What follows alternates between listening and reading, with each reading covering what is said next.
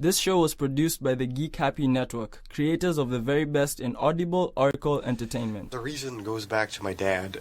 When I was growing up, he was one of the first people who got into computer science in the Philippines. If anyone doesn't know, I'm Filipino. Oh, yeah. And he got into computer science back in the, I'd like to say 80s or whatnot in the Philippines, and he worked for one of the bigger companies down there.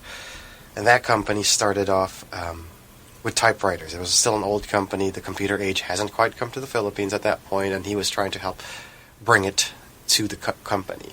And with him, he knew that it was a little bit of a struggle, mainly because the CEO of the company was this very old-school, controlling freak kind of boss who would micromanage the shit out of everything. It came to the point where he would tell me stories about how they were building this building, and down to the type of nail that they would put into the building. Wow. He would have to approve that, the number, the size, the type. Sounds familiar.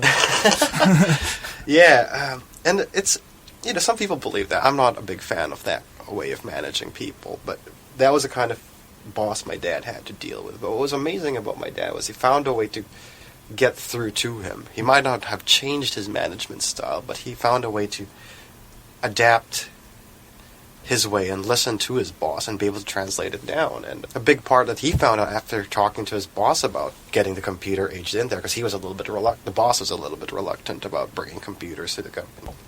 One of the things he realized was that it wasn't that he didn't have the money for it or he didn't like computers. It was more that he didn't understand it, nor he was worried, and actually ultimately afraid of computers, I think, because he didn't know what he was doing. He didn't know what to do about it.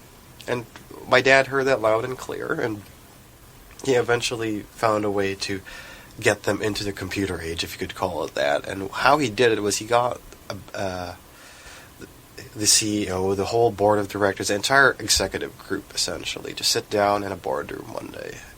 And he gave each of them a computer. And instead of teaching them how to use a computer, he gave them almost essentially just two instructions. One, to turn on your computer, and two, to open this program called Solitaire, which is a game. Yeah. And he taught them how to play that game with a computer. And what he told me why he did that was because it's quite simple, in that he said you can't do proper work, or you can't love what you're doing or love what you're using if you don't actually love it or enjoy it.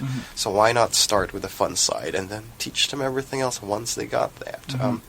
I think that was the first lesson I had growing up about how to work with people.